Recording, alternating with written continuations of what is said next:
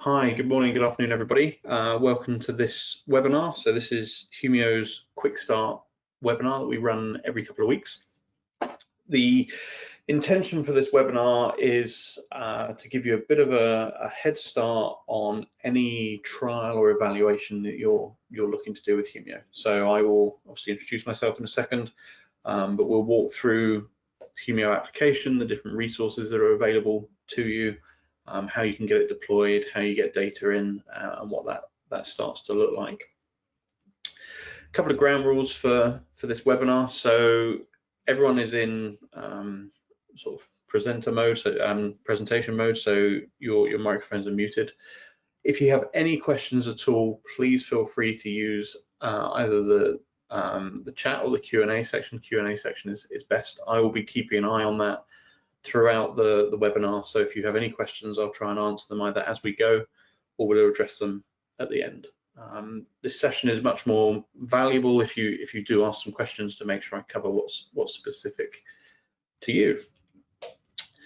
So quickly to introduce myself, my name's James Mountfield. I'm the Principal Solution Architect for Humio in EMEA. In that role, I joined Humio actually at the beginning of this year. So I've been with Humio for a few months now. Before that, I spent a couple of years in the machine data analytics world, and prior to that, I was sort of DevOps toolchain. So what we're going to do, as I said, is take a look through the resources that are available to you, and you've likely been invited to this session because you've either signed up for an account on our cloud instance, or you've shown interest in downloading and getting access to the Humio software.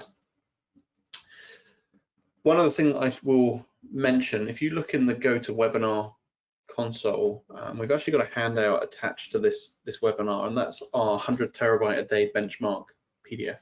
That's actually an exercise that we ran about the middle of last year, and it was really a showcase of Humio at scale. You know, what does it start to look like when we move beyond just a couple of terabytes a day and really start pushing it to sort of the top end of what the market's been looking for. So that's a really useful handout. It is also available through our website. Typically we make you go through the registration screen to get it, but as you guys have already signed up for the webinar, we thought we'd make it available here. So talking of the website, that's what I've actually got shared up on the screen at the moment. So let's start there. The main information that you're actually going to get from our website as you know, a practitioner that's interested in using Humio, deploying it, making it available, there's going to be a couple of things. So first of all of the pricing is available on the website, up to a decent size, and we also include this TCO calculator. So as you start understanding how much data you're going to be generating, how this fits into your organization, there's some resources available on the website to generate that TCO summary. And as I said, you'll find the pricing down here for the Humio self-hosted or self-managed versions, and also our cloud SaaS platform. So that, you know, that's going to be one of the main resources available. The other thing that you have here, if you signed up for Humio Cloud, is you'll find the shortcut to the cloud login screen here as well. So if you've signed up for Humio Cloud and forgotten how to get there, you'll find that on our website directly. Now, there's a couple of other resources that are really critical to you as a sort of a technical user and maybe an administrator of Humio.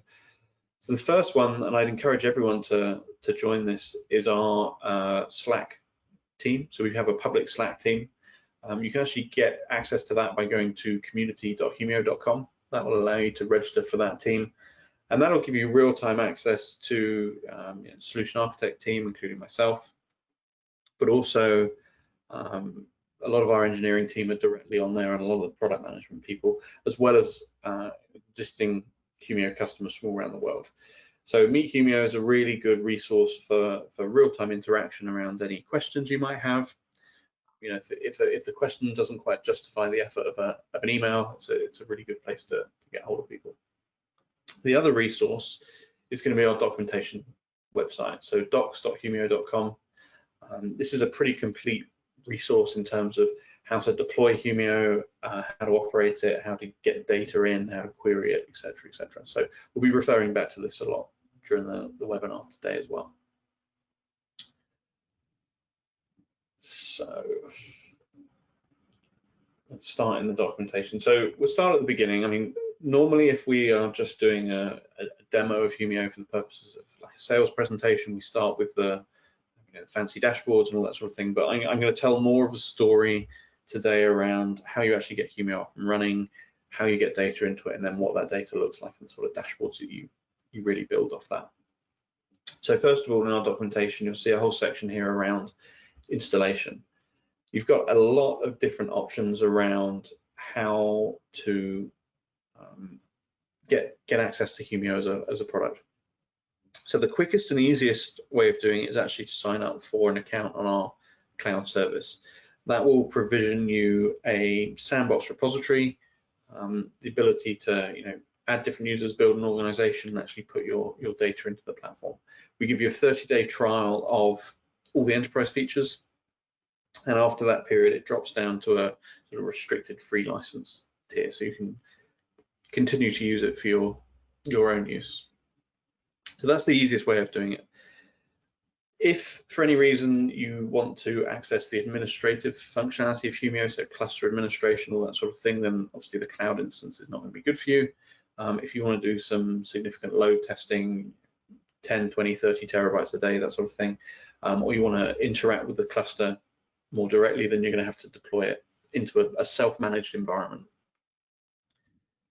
When you come to do that, you've really got a couple of options. So you can do what we call a single node setup. So this is the, it says bare metal, but it's really sort of a single instance setup of Humio, virtual machine, physical machine, whatever that might be.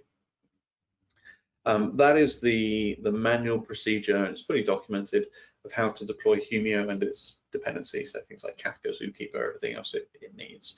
This is, as it says, it's not really suitable for production. Humio is really designed to be deployed as a clustered application for both resiliency and zero downtime upgrades and all that good stuff.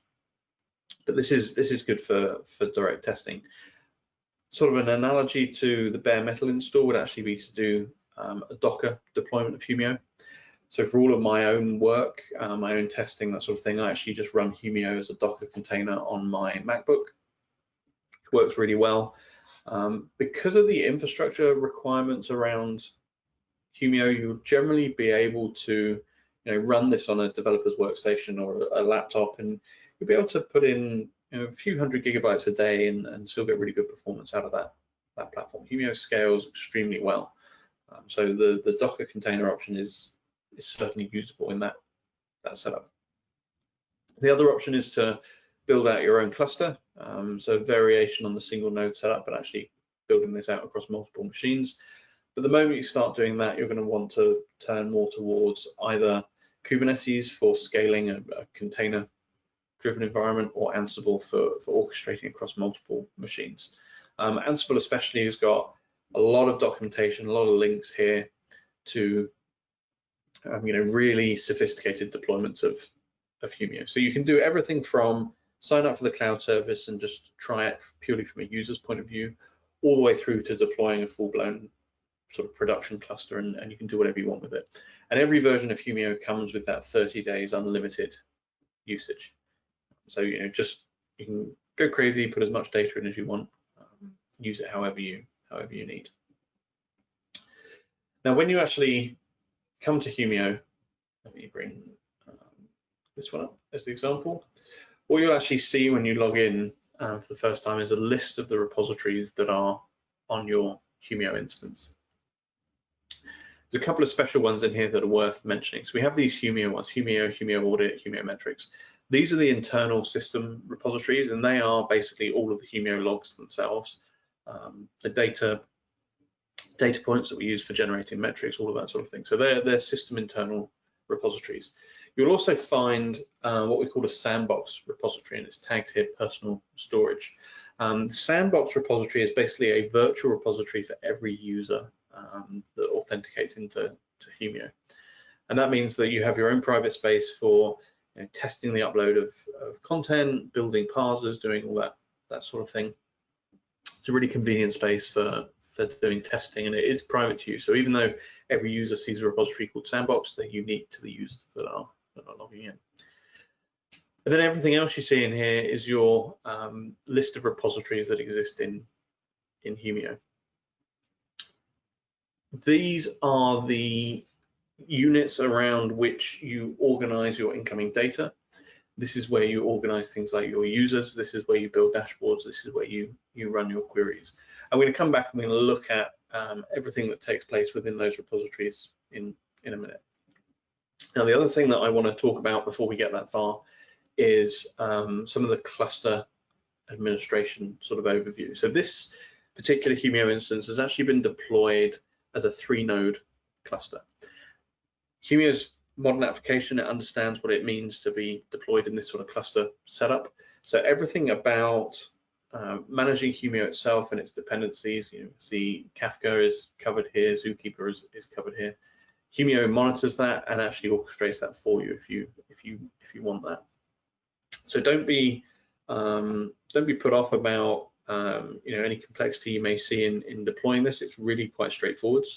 Humio itself is written in Scala, so we distribute it as a single jar file. So actually running the Humio application is a case of executing that jar file against a compatible JVM and making sure that the configuration matches the environment that it's running in. Having done it a few times, to go from 0 to an installed and set up and running Humio instance, even if you do the manual install steps, it's less than an hour's work. To do the same deployment on Docker is about 2 minutes work, and you'll have an environment up and running for you. So a few things to consider. Humio is very, very flexible in terms of the infrastructure that you make available to it, and then specifically the way that it can use storage. And these are some things that you want to give consideration to, not just when you come to deploy it for production, but also how you deploy it for evaluation purposes. So let me bring up the page here. Instance sizing. So we have a document in the help pages specifically around sizing Humio instances, understanding how much data that you are going to be bringing into this environment and what sort of resources you need to go up against that.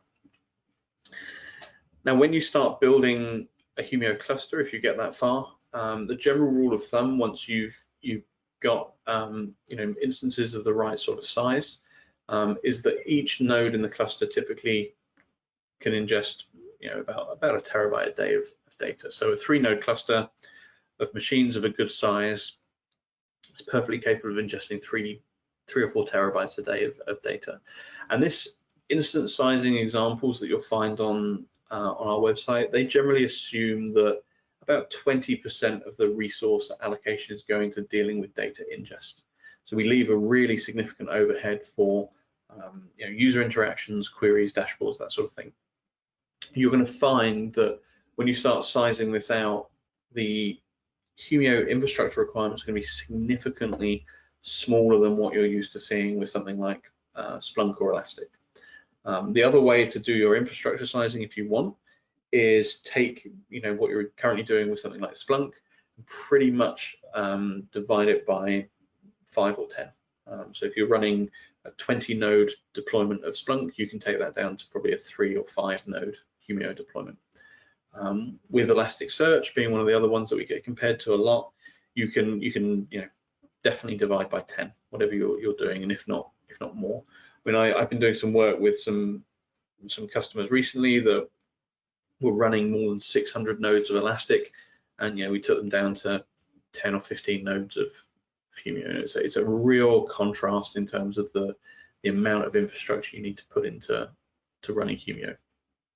And that's one of the key things that really drives down that cost of ownership. So don't worry if you think that the answers that you come up with out of this instance sizing seem too small. You just need to see Humio up and running and see your own data coming in, and then you'll hopefully believe it. So the other thing, as I was mentioning, is the type of storage that we can make use of. You bring up the documentation, we can talk about this So there's various different things here. So first of all, Humio has a concept of primary and secondary storage. We also have a concept of using storage, local storage as a cache, and then making use of object storage or bucket storage outside of Humio. And you can really mix up different combinations of that. And what I want to just talk through now is really the optimum deployment scenario. So the very best performing deployment of Humio also happens to be pretty much the cheapest way of deploying it as well. So the way that we would encourage all of our customers, if this technology is available to you to deploy it, would be to have your Humio nodes running with some locally attached high performance storage, so SSDs or NVMe drives, but we would treat them essentially as ephemeral. So we would tell Humio that it can use those drives for managing data, but that it shouldn't rely on those drives being durable, and to then use object storage or bucket storage for persistent long-term storage of data. And what that means is we can have a very fast local disk that we use essentially as a cache for a combination of the most recent data and the most frequently accessed data, but then use object storage for the purposes of that durable long-term retention of data. Now, one of the questions we actually got before the webinar started was what's the sort of the typical retention and volume to get best query performance, sort of just overall best practice within Humio. And what's really interesting is if you're using object storage, you'll find that you essentially have unlimited retention. These blobs of data, when they exist in the object storage, they're not vegetables. They don't get worse with age. Querying 24 hours of data that is a month old or 24 hours of data that is 10 years old is still going to be very, very fast in Humio. We'll talk a bit in a minute about how Humio gets that performance, but needless to say, we're very, very efficient with the way that we put that data into the storage, and the object storage gives us the ability to retrieve it on demand. The other thing that's really interesting is the way Humio compresses that data. It's generally going to be more efficient than taking the original raw logs, compressing them and putting them in the same object storage. So you'll find that Humio gives you a lower cost for long-term retention of those logs rather than just trying to deal with them directly. So we'd really encourage customers to consider use cases of very long-term retention, very high data volumes. 10, 20 terabytes a day with 10 years retention is not unreasonable to scope within Humio. So we've actually got a question coming, which I think is related, is can we use Azure for object storage?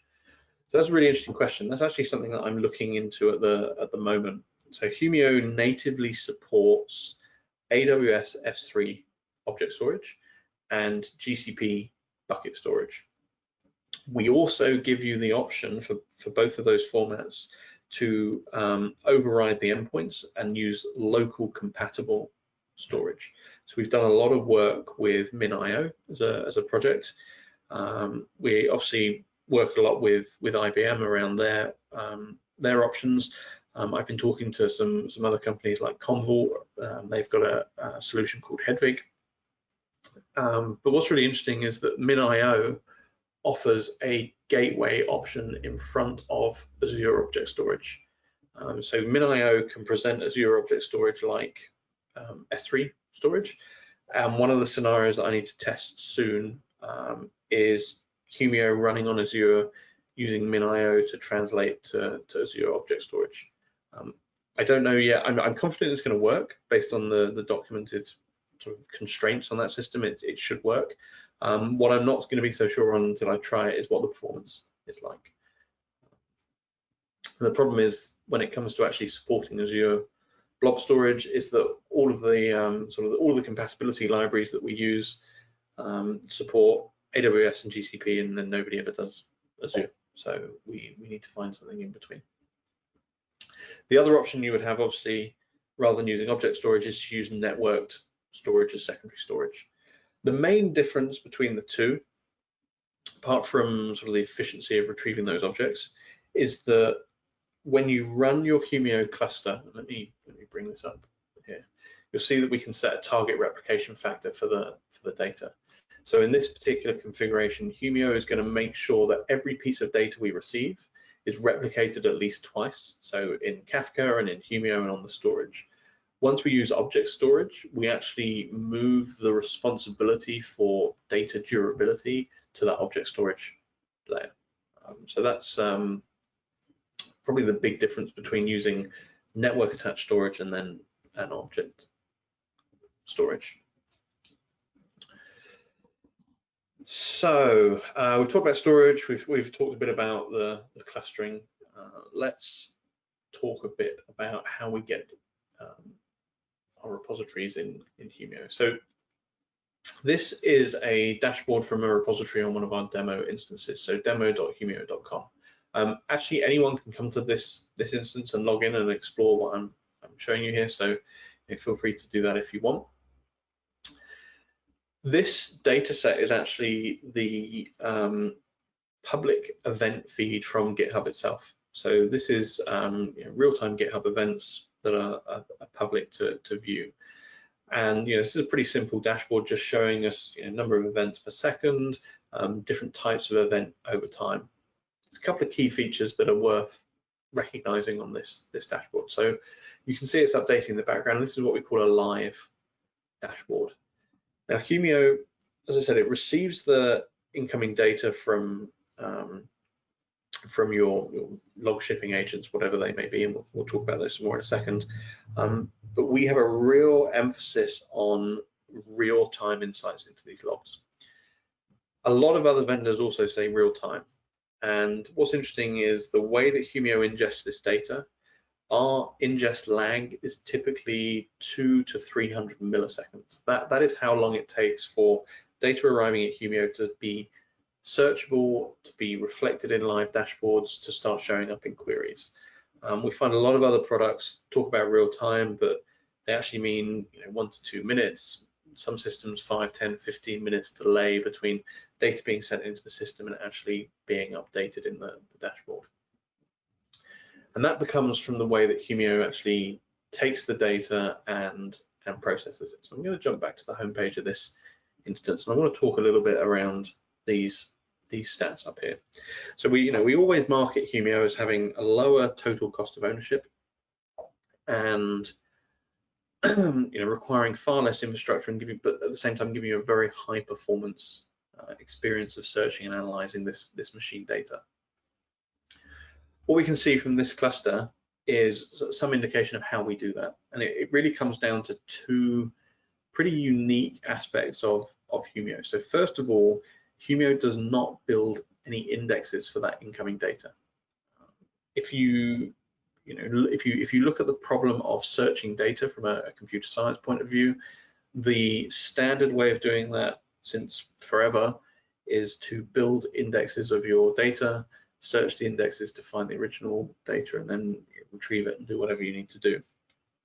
What's really interesting is that the engineering team that founded Humio and still work for us looked at the problem of searching time series semi-structured data, so log data, and found that it's far more efficient to actually organize and scan, like do a brute force scan on that information rather than trying to build and maintain and then query indexes. And it really comes through when you start looking at, say, that real-time use case. Because in a system that is based on indexes, as you receive data, you obviously have to parse it, index it, build those index files, merge them or commit them to some sort of searchable storage, and then submit the query, get the results from those indexes, and then present the results to the users. And that's actually a very, very expensive sort of pipeline and process to run. By allowing the Humio nodes to actually search the raw data directly in a very efficient way, we bypass all of that effort of building and maintaining those indexes, and it works a lot more efficiently. Now, it doesn't work for the general search problem. They power the whole of Wikipedia with 6 nodes of Elastic, but that is not a case of sequential scanning over time. When it comes to logs, it's not actually the most efficient way of doing it. The second thing that we do is very aggressively compress the data that we get from our from you as you send it in. So Humio analyzes that incoming data and actually organizes it and reorganizes it into what we call segment files. And those segment files are generally grouped by tags. So repositories are tagged attribute, the data source that it came from as an attribute, etc., etc. And it generally allows us to organize similar messages together. We then do things like pre-populate compression dictionaries.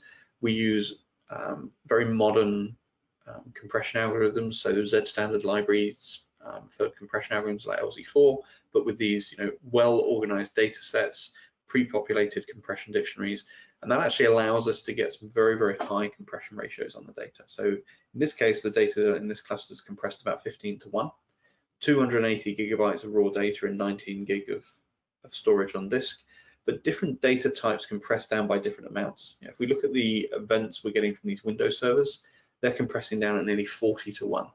So we're representing 130 gig of storage of data with only 3.5 gig of storage used.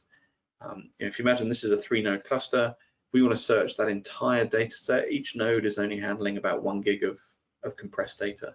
That is so much more efficient than in an index-driven setup where the raw data plus the indexes is likely in this case to be more like 300 gig of data on disk.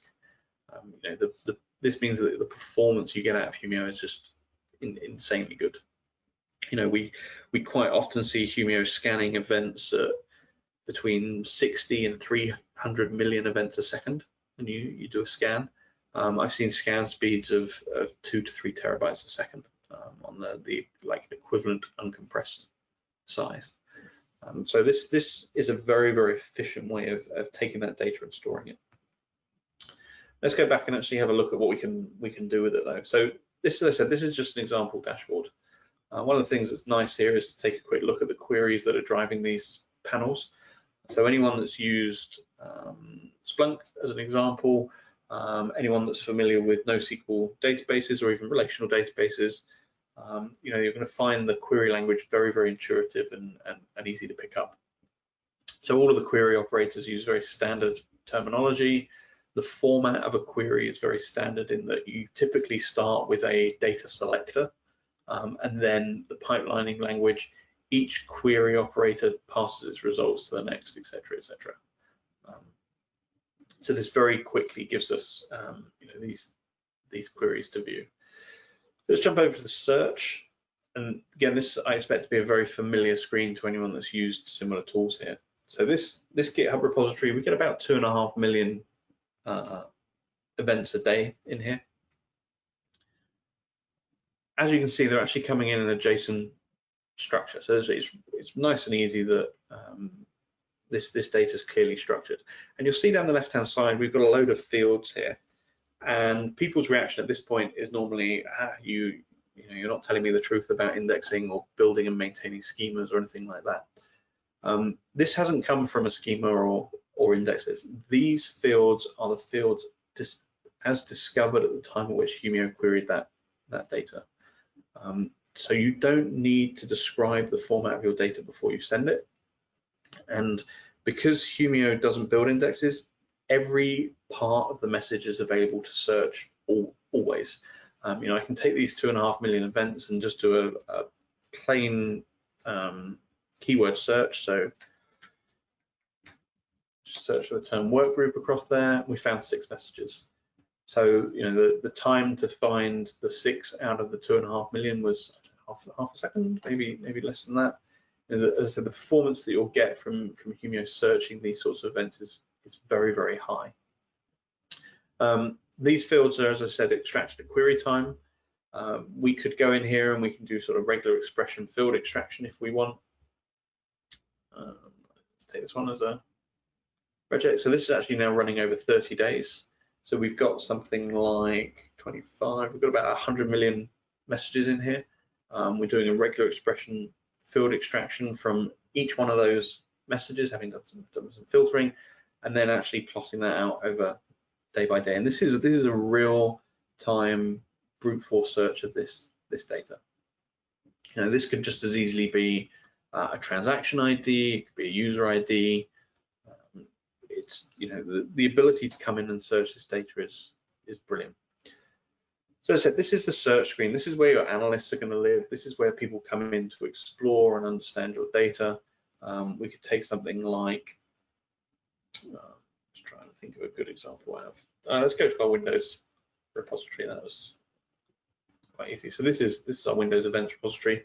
We could take something like Windows event codes, take the top 10 Windows event codes, and there's about 1 million messages in this per day. 500,000 have event codes.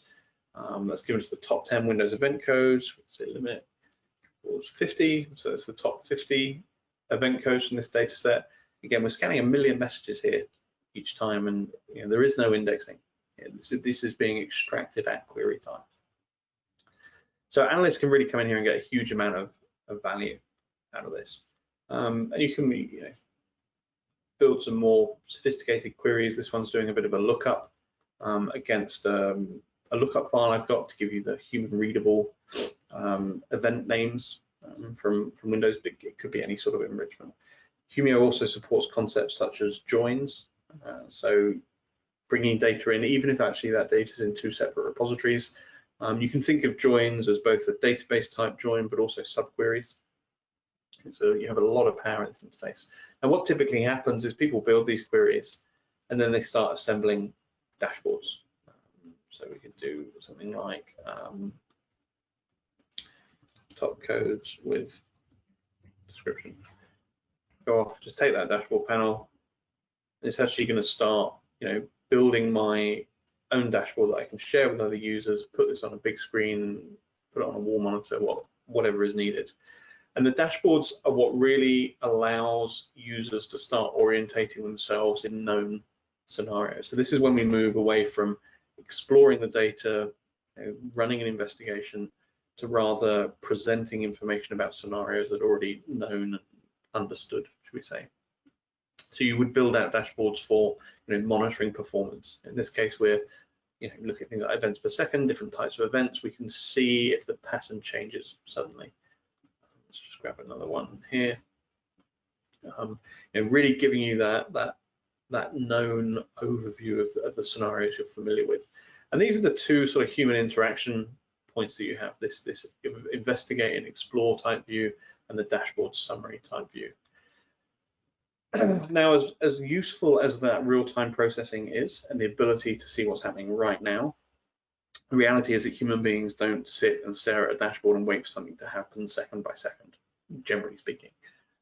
You're going to start getting value out of this by integrating it with other parts of your system. And this was another question that we got in actually before the webinar. How do you integrate Humio with existing services? How can we, you know, take aggregates or correlation queries from Humio and send that as a message to an external system? And this is really that. So Humio alerts are built exactly the same way as a normal Humio query. So you should recognize the syntax here. And typically you'd set some sort of threshold, although you don't have to. You may also be doing aggregates, that sort of thing. And then when you run this query, let me get rid of that threshold so you can see it running. When you run this query, Humio actually builds a finite state machine and backfills the query state, and then just streams all the incoming data to these real-time queries. And again, we're looking at sort of 200 to 300 milliseconds lag between the information coming in and this alert being run on that data. So they are continuous real-time queries. Stop that updating because it distracts me. Humio does this very, very efficiently. You know, if we compare it to something like Splunk, if in Splunk, if you want to run a continuous background query, it takes a dedicated CPU core, generally a thread, to actually run that. In Humio, that's not the case. The workload required to maintain these is much lower than Splunk as the example, and it's proportional to the complexity of the query and obviously the volume of data. So you'll see quite often customers running hundreds, potentially even thousands of these queries continuously on their cluster, and that's hugely powerful. You know, we've seen customers spending $6 or $7 million a year on infrastructure for some of our competitors' products, and they're limited to running 100 or 120 of these queries.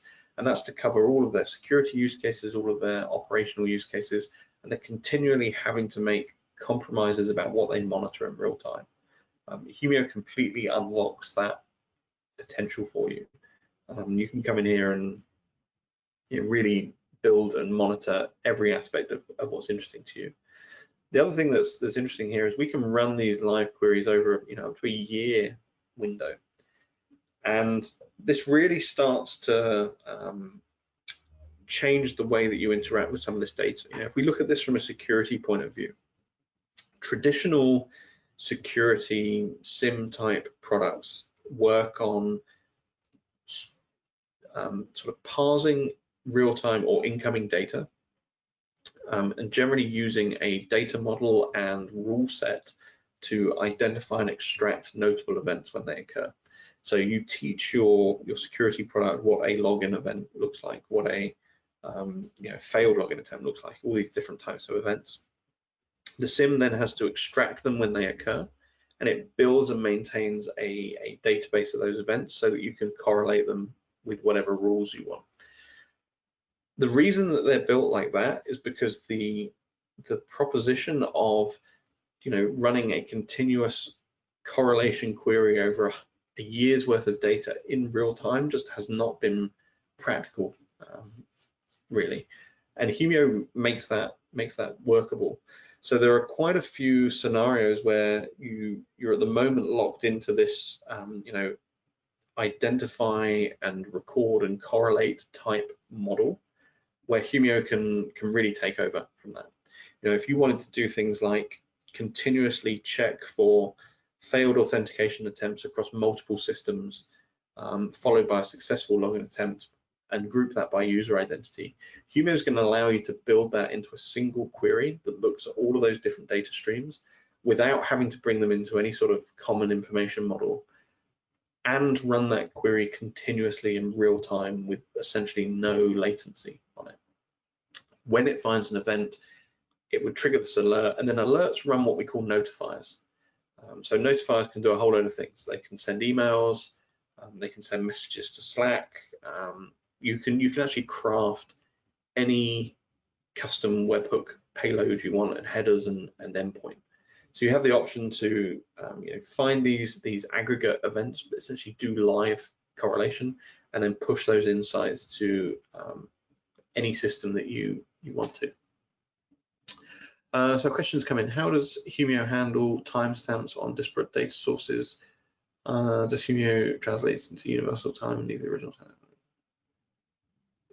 Okay, so all about timestamp handling, and this is a really good question because this is where I've got to cover a bit about parsers.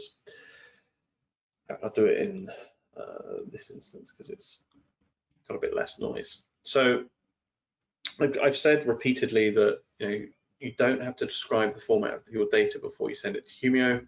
We don't have to parse that information to make it available for search, and that's true. Humio will look for timestamps, uses some pretty basic heuristics to do that. And Humio assumes, unless it finds a time zone declared, that all events are in UTC. Now, when you set up data ingest, and we'll talk about, I'll show you how that works in a minute.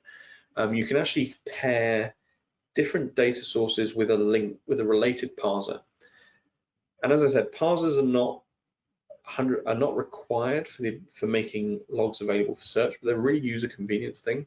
But the one thing that you do want working reliably is extracting the timestamp from your events to make sure that they're properly sequenced in Humio and you address them properly. So a timestamp, a parser could be as simple as this. You're sending your logs in JSON format, you know the name of the field where the timestamp is found, assuming Humio is not finding the right one by default. And this varies a lot depending on what log shipping agents you use. We'll talk about that in a minute as well. So you do want to make use of a parser to make sure you reliably extract those timestamps. The other example that I always talk about is something like syslog. So syslog, frankly, has been a mess for decades. There is no really good standard for how to do it, and even if there was, people have ignored it.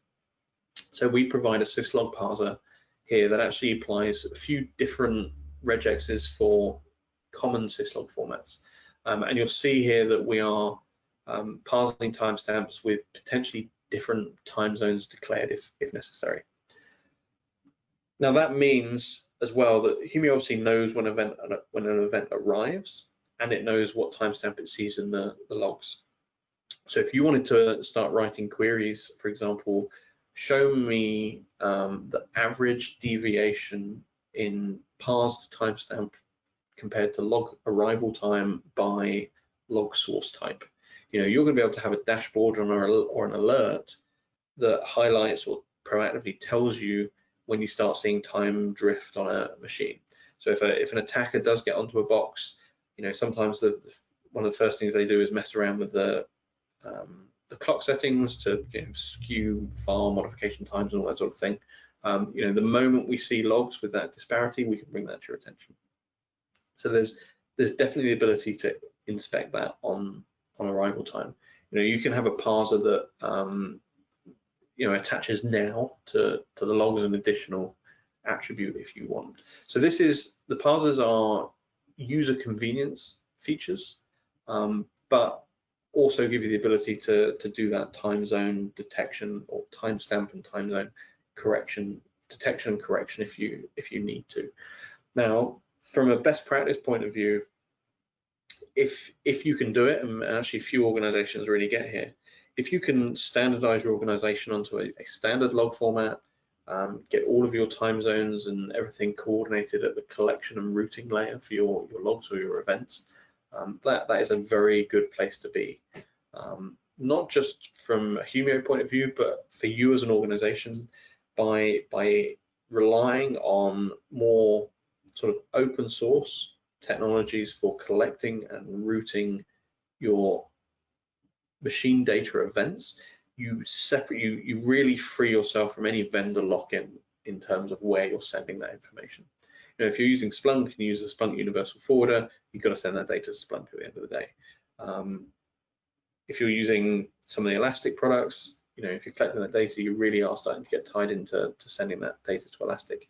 If you use technologies more like FluentD, FluentBit, Vector, there's a few other different agents, you have an opportunity to send that data wherever you want and to multiple systems, and you get a huge amount of additional flexibility that the vendors aren't necessarily going to provide you. And this is where actually I think Humio has done something really smart. So I said we'd talk about getting data in, so let's do that now. In the documentation, you'll find this section about log ship or data shippers. Now there's really three different ways of getting data into Humio.